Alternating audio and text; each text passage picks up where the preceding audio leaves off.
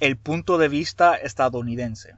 Ahora vamos a continuar con el tema del video anterior y después vamos a transicionar al tema que acabé de mencionar, el punto de vista estadounidense. Dr. Pedro Rosselló, gobernador de Puerto Rico en aquel entonces, y Carlos Romero Barceló, comisionado residente, y Bill Clinton, presidente de los Estados Unidos durante la época de la controversia de la sección 936, no tenían suficiente peso o valor como para completamente eliminar la sección 936 por ellos mismos, así como uno asume que ellos podían. En Puerto Rico decían y argumentaban que como, entre comillas, todo buen demócrata, close quote, Bill Clinton no iba a eliminar la sección 936 cuando en los Estados Unidos se entendía claramente que Bill Clinton iba a eliminar la sección 936 o modificarla para imponer la NAFTA, North American Free Trade Agreement, o Tratado de Libre Comercio de Norteamérica en español. Y la NAFTA a su vez ponía a Puerto Rico y los Estados Unidos a competir con México. Las compañías después del 1994 se veían con la opción de utilizar una fuerza laboral más barata que la de Puerto Rico y los Estados Unidos, debido a que el salario mínimo en Puerto Rico y los Estados Unidos eran en aquel entonces y son hoy día mucho más altos que el de México. El salario mínimo de México a finales del año 2019 eran 102 pesos con 68 centavos, lo cual es equivalente a 5 dólares y 43 centavos estadounidense. Y el presidente actual de México, AMLO, aumentó el salario mínimo mexicano a 123, de 102, que es equivalente a 5 pesos, a 123, que es equivalente a 6 dólares, y caía en efecto a 1 de enero del 2020, de este mismo año. Y esto es dependiendo de qué área de México uno vive también, porque en el área denominada como la zona libre de la frontera norte, el salario mínimo pasó a ser de 176 pesos, equivalente a 8 pesos.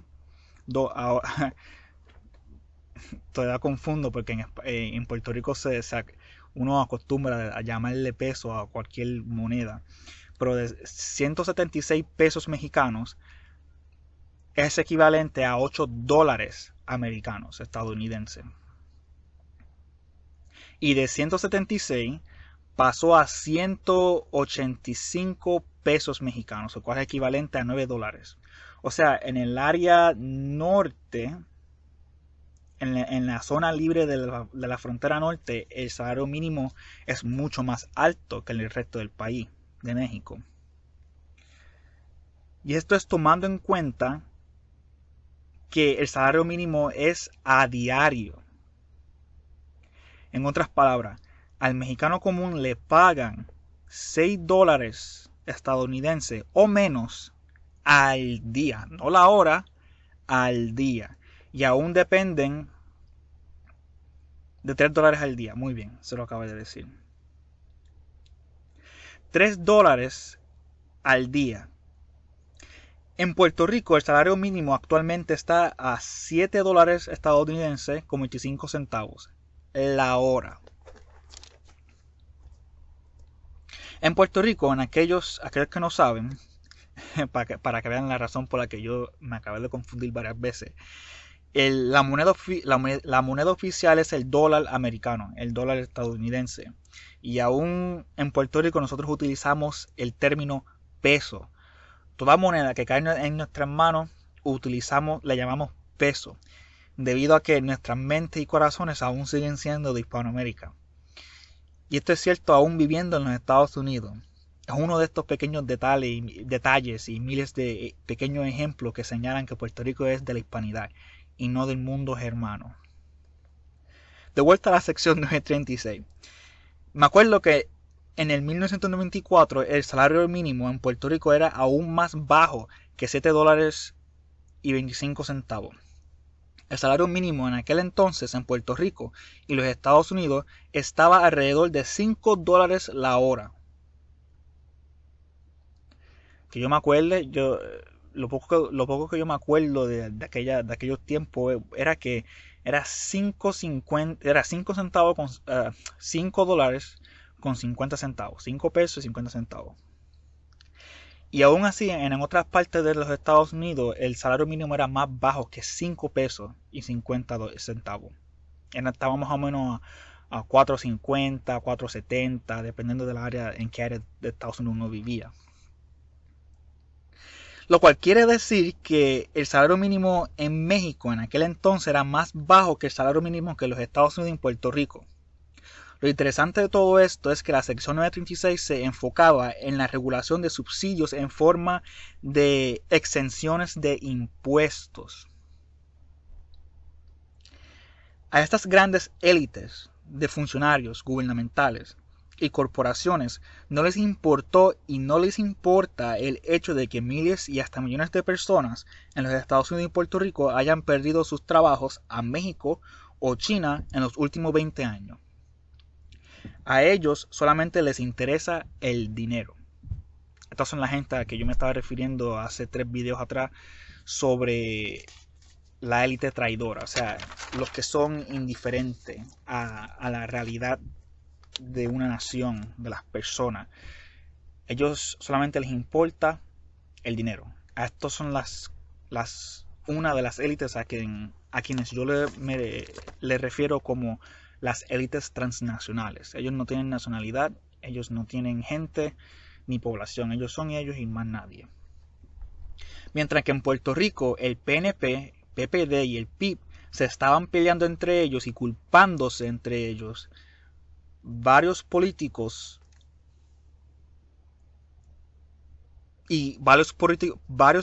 corruptos y empresarios corruptos en los Estados Unidos se estaban enriqueciendo a nivel de millones de dólares. O sea, mientras que en Puerto Rico nuestros políticos se estaban peleando sobre la sección 936, discutiendo por básicamente tonterías,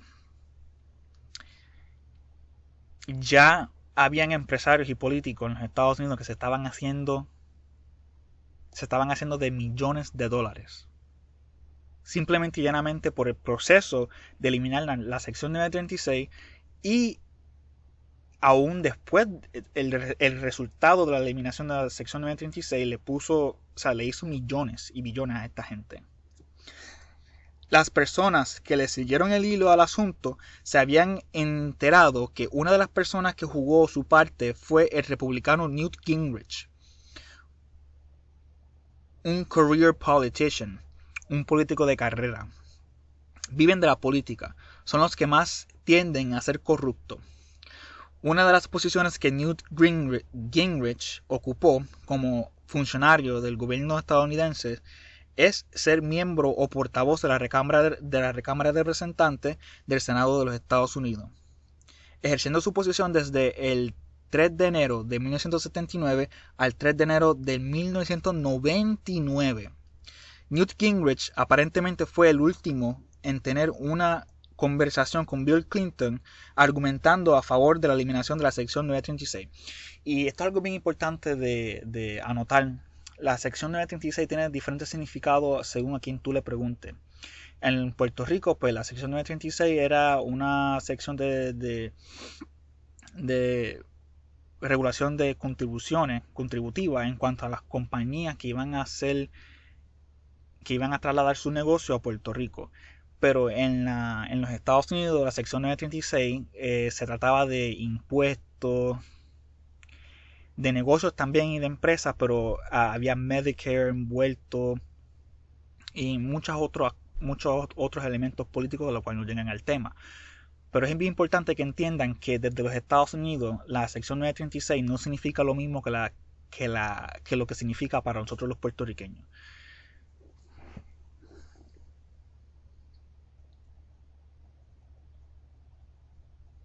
Y aún así esto no fue suficiente para eliminar la sección 936. Al fin y al cabo, quienes demostraron tener el mayor peso autoritativo ante toda la situación desde el principio fue el Congreso de los Estados Unidos. El Congreso de los Estados Unidos es el que, en palabras simples, tenía control sobre toda la situación desde el principio. Ya el gobierno de Estados Unidos ya estaba decidido en qué hacer en cuanto a la situación.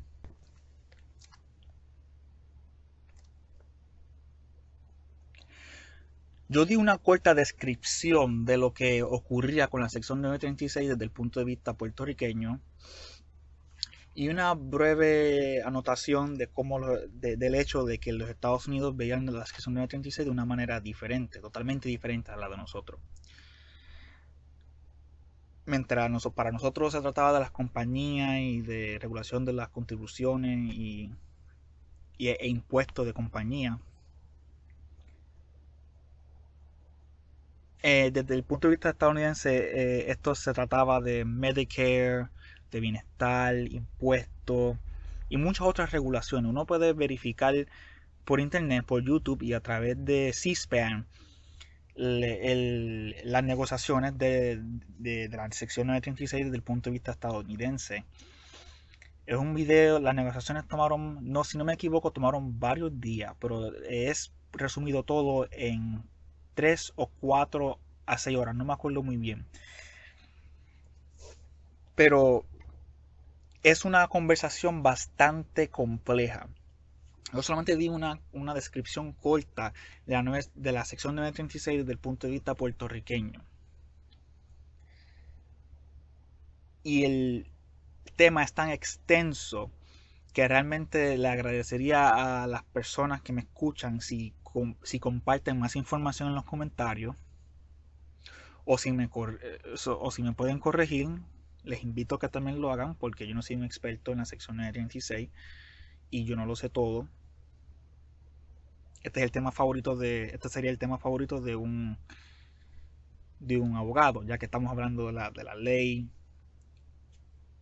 impuestos y muchas otras cosas similares en cuanto al tema de la ley.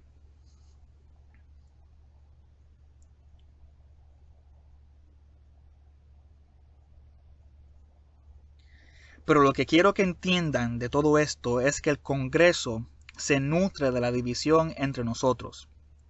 Ellos nos tiran migajas y nosotros nos peleamos por ellas. Cuando se trata de Puerto Rico, los intereses del Congreso son los que vienen primero. Los intereses de ambos partidos estadounidenses, republicano y demócrata, a veces convergen en contra de Puerto Rico y a su vez en contra del pueblo estadounidense. O a favor de Puerto Rico y a favor del pueblo estadounidense cuando les conviene. Son generalmente indiferentes, pero mayormente indiferente a la isla de Puerto Rico, debido a que nosotros no tenemos el mismo poder de votar por el presidente, así como los estadounidenses. La razón por la que ahora, en estas elecciones del 2020, los demócratas están a favor de la estadidad y los republicanos en contra, es porque sus intereses en el momento no están convergidos el uno con el otro y van en contra del uno del otro. Tonight, Joe Biden, Kamala Harris, the radical left, they are plotting what will be the single biggest power grab in modern American history, and they will not be answering questions about any of it. Talk about a lack of honesty and transparency. Now, according to Joe Biden, you, the American people, you do not deserve to know his position, Kamala Harris's position, on what are monumental issues like court packing, keeping the Electoral College, statehood for D.C. and elsewhere until after the election policy. And right now, they flat out will not answer a significant constitutional question about court packing. This illicit practice would absolutely fundamentally alter this great democratic republic. It would negate the power of the court and literally our system of checks and balances, co-equal branches of government.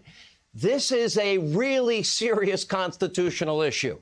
But Joe, he won't give us an answer until, well, after the election. This ought to scare every single person, ought to scare the living hell out of you, to be honest. The arrogance is breathtaking. Whatever happened to honesty, truthfulness, transparency? Now, Chuck Schumer, he's flat out saying that he's threatening everything is on the table.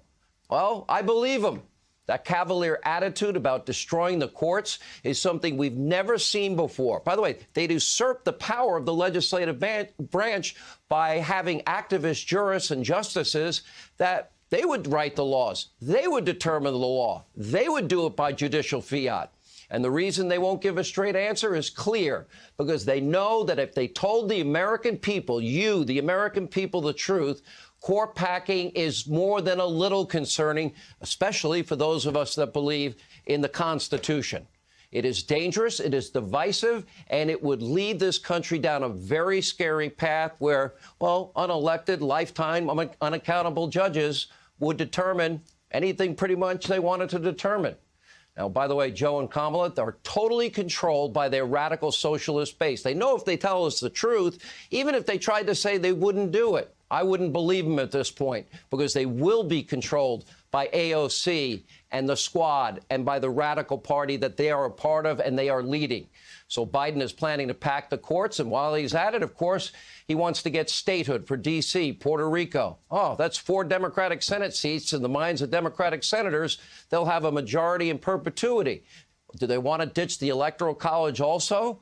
They certainly will get rid of the legislative filibuster. How do we know? Chuck Schumer's telling us that. That would be the toughest job in the world. And at times, Joe doesn't seem to remember that he's even running for president, or what state he's in, or what day of the week it is. Does anyone really believe that if elected, that Joe Biden will actually be in control of anything? Which then brings up another scary thought. That would be his most radical vice presidential running mate, Kamala Harris. Now, he knows as radical socialist base, they're going to be the ones in charge. That's Kamala Harris, that's Bolshevik Bernie, that's AOC.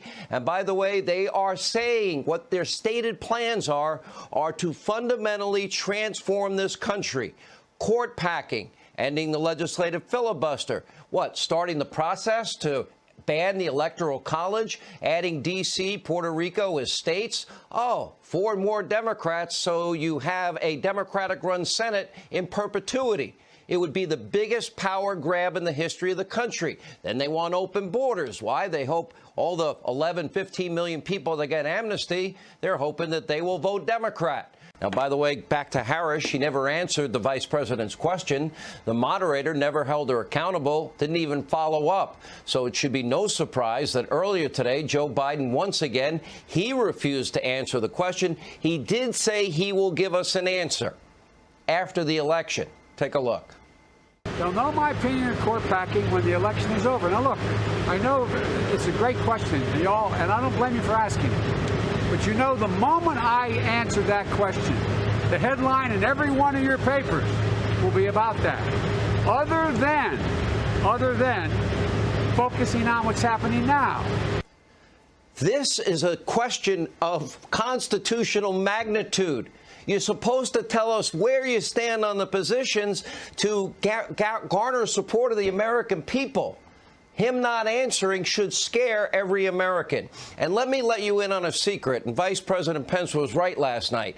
Joe and Kamala Harris have decided they're going to pack the U.S. Supreme Court. As Chuck Schumer said, everything's on the table.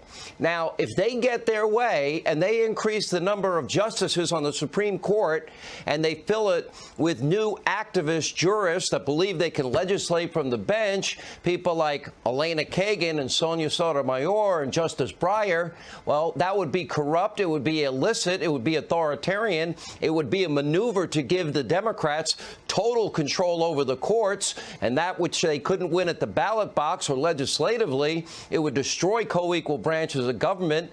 That would cease to exist. Our American system of checks and balances would be completely eviscerated. The media mob, by the way, is enabling them to get away with not answering this question. What else do they have in mind? Do they want to end the Electoral College? They want to end the legislative filibuster? Do they want to make this place or that place or D.C. a state? How many states do they want to have in the union? This would be the single biggest power grab in this country in 150 years, and it would transform this country to its core in a way that would not be good for every American and could very well destroy this constitutional republic. It is a clear and present danger, and that's why Joe and Kamala Harris are keeping it a secret. But guess what? They're not stopping at court packing. They likely want to end the legislative filibuster. Again, Chuck Schumer, everything's on the table. They want to ditch the Electoral College. Are they ready and willing to give Washington, D.C., Puerto Rico statehood in order to add 4 more guaranteed, in their minds, Democratic senators? In their view, a guaranteed Democratic majority in the U.S. Senate in perpetuity? Do they want one-state party rule, 0 rights, 0 input for the minority party? Because that's what it looks like.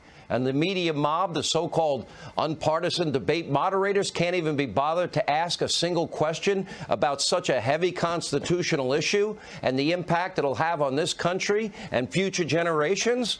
And meanwhile, the truly unhinged Speaker of the House, Nancy Pelosi, she's just busy fantasizing still about getting rid of President Trump. She still has not accepted the results of the 2016 election and now says we're going to talk about the 25th Amendment, which lays out a plan of succession should the president become incapacitated.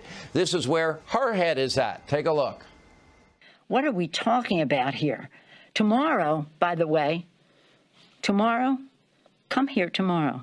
We're going to be talking about the 25th Amendment, but not to take attention away from the subject we have now. Do you think it's time to invoke the 25th Amendment? I'll talk to you about that tomorrow. I'll talk to you about it tomorrow. I'm not talking about it today except to tell you, if you want to talk about that, we'll see you tomorrow. Court packing today, the 25th Amendment tomorrow. What else is on the list? Pretty much a typical Pelosi day, just like the last 4 years. This radical extreme Democratic Party, they care about one thing above all else, and that is power. Power now over all branches of government. Power over religion. Power over your health care. Remember, Kamala Harris won't even allow you to get private insurance if she has her way. Power over your businesses. Power over schools. Power over your rights. Power over every aspect of our lives. And in order to get this power, they're willing to lie, deceive, not be transparent. But tonight, by far the most cringeworthy, disturbing moment of the debate came when Kamala Harris did everything she could do not to answer whether or not she or Joe Biden support packing the U.S. Supreme Court, something that hasn't happened in over 150 years. We've always had 9 members on the court. Well, apparently there's a reason they won't answer. Take a look at this. Thank you, and Senator the Harris. People, Susan, are voting right now. They'd like to know if you and Joe Biden are going to pack the Supreme Court if you don't get your way in this nomination. Let's talk about packing. You once again gave a non-answer. Joe Biden gave a non-answer. Trying to answer you the now. The American people deserve a straight answer. And if you haven't figured it out yet, the straight answer is they are going to pack the Supreme Court if they somehow win this election. This is beyond a serious topic. Why? Because we have co-equal branches of government. We have checks and balances, and whether or not all 3 co-equal branches of government will survive a potential Biden-Harris administration. And Senator Harris thinks that she can just punt. Well, that's pretty unconscionable. What would that mean? That would mean, well, radical justices on the U.S. Supreme Court in what, perpetuity? They're going to put 11 on the court, 13 on the court. How about go for a nice even 18? That would be pretty repulsive, because what people can't get done legislatively or can't get done at the ballot box by convincing the American people, they would hope activist justices do from the Supreme Court. The American people deserve an answer. And given, by the way, her dodgy remarks, you better believe that that certainly is on the table. And by the way, just like getting rid of the legislative filibuster and pushing for statehood for Puerto Rico and D.C. if they get elected, more questions they need to answer. Because if elected, that would mean a Democratic majority in the U.S. Senate, probably in perpetuity. That means this would be the most radical, destructive administration in American history, and they don't want to, 27 days outside of an election, be honest and forthright and transparent with the American people. If you do care about constitutional order, if you care about co-equal branches of government, if you care about checks and balances, if you care about something called the Bill of Rights, your freedoms, your pursuit of happiness, well, vote like your country depends on it, because apparently it does in 27 days. Speaker Pelosi is opening up a new front in her war against the Trump administration and Republican leadership in Congress. Here she is taking a shot at my next guest. Leader McConnell seems to take great pride in calling himself the Grim Reaper. It's part of his political campaign. It's part of the pride he takes as leader of the Senate. And as you see what he wants to bury, none of these things are going to pass. They won't even be voted on. So think of me as the Grim Reaper. The Grim Reaper? What? Well, Senator McConnell, your response to these new attacks from Nancy Pelosi, complete, Senator, with props and poster boards at McConnell's graveyard. She's got it right. She's got it absolutely right. For the first time in my memory, I agree with Nancy Pelosi. I am indeed the Grim Reaper when it comes to the socialist agenda that they've been ginning up over in the House with overwhelming Democratic support and sending it over to America, things that would turn us into a country we've never been. They're on the way to doing some additional things, in addition to the ones they've already done, the Green New Deal, Medicare for All. And by the way, you may have mentioned this on your show, but they had planned to make the District of Columbia state. They'd give them 2 new Democratic senators. Puerto Rico state would give them 2 more new Democratic senators. And as a former Supreme Court clerk yourself, you've surely noticed that they plan to expand the Supreme Court. So this is full bore socialism on the march in the House. And yeah, as long as I'm the majority leader of the Senate, none of that stuff is going anywhere. And that was Senator Lindsey Graham on this program last week, explaining why Republicans must maintain their Senate majority in a tooth and nail battle that will be decided by 2 Georgia runoff races on January 5th. Senator David Perdue is one of the GOP incumbents running for re-election there, along with Senator Kelly Loeffler, who will join us exclusively on this program next Sunday. But right now, we are joined by Senator Perdue. He sits on the Senate Armed Services, Budget, and Foreign Relations Committees. And, Senator, it's always a pleasure. Thanks very much for being here in your first interview on this contest. Good morning, Maria.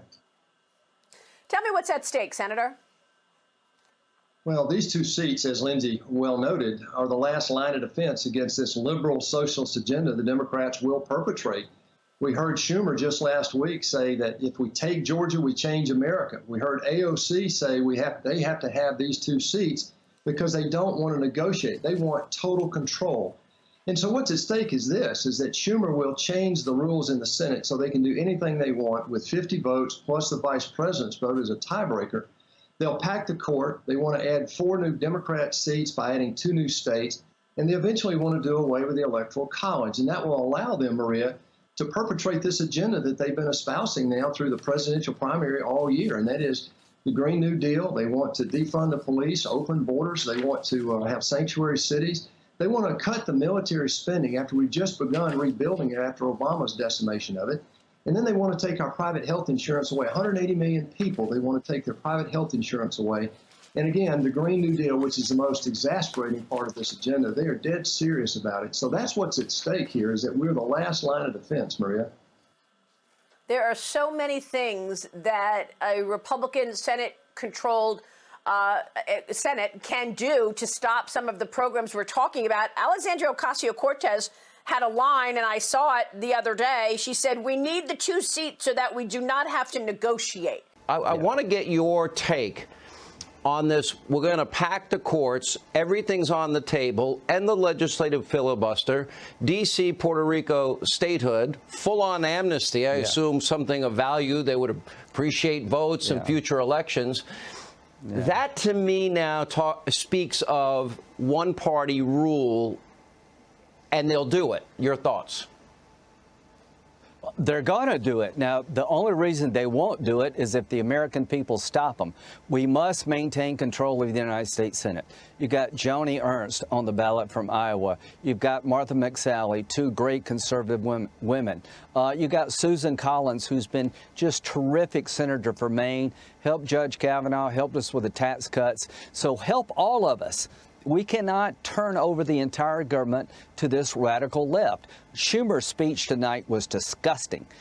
He's the guy that started the filibuster with Bush 43. He's the guy, along with Senator Kennedy, who declared war on all things conservative. It's Alito, it's Kavanaugh, it's Thomas. It's Bork. It's not the process. They tried to destroy Judge Kavanaugh's life. Amy Barrett is probably a beneficiary from the Kavanaugh hearings. It blew up in their face. The American people hated what they did to Kavanaugh, so I think they were more respectful to Judge Barrett. But let me just say this. The internet is on fire tonight, Phil. They are raising money like crazy to take back the Senate and beat President Trump. Help me, help everybody I just named, lindseygraham.com. These people want it, man. My opponents raised $109 million, the most in the United States history of the United States Senate. Let's all fight back together, but let's celebrate tonight. President Trump, you put 3 great conservative justices on the court, This 250 is so pivotal, judges in though. the first term. Conservatives need Yes. to understand what court packing would mean, what D.C., Puerto Rico statehood would mean. Oh, my God. What all of these paragraphs, by the way, we've been given the 1 minute, the White House swearing in of Amy Coney Barrett. The swearing in will be done by Justice Clarence Thomas. By the way, if you never read his book, My Grandfather's Son, it's a great book. I still tell everybody all the time. But all of this, higher taxes, amnesty, when I say this is the tipping point of all tipping point elections, you're right. It's your race. It's Tillis. It's Joni Ernst. It's Martha McSally. It's Cory Gardner. It's Perdue. It is Mitch McConnell. All of us. Even Susan Collins, who I disagreed with on this vote. It is all in the balance because they will do this. What would that mean to the country? They will go from... Okay, number one, they're going to take the number 9 and expand it to probably 13 to wipe out the conservative majority. They'll pack it with liberals. That means the court loses its independence. They'll do away with the legislative filibuster. They're going to do away with the electoral college, which means New York and California pick the president in perpetuity. Iowa, South Carolina, and Arizona won't count anymore. They're going to have open borders and free health care for illegal immigrants. All of them raise their hand. They will turn this country from a free enterprise nation to a socialist nation, from a law and order nation to chaos. They will reward the most radical agenda in the history of the country that's trying to take us all out. Now, we got a chance here to make history. Can you imagine 4 more years Lindsey, of President that Trump? music means the First Lady is just the big guy. The big guy. They're playing that music. That means the president is entering. Let's go live to the swearing-in ceremony.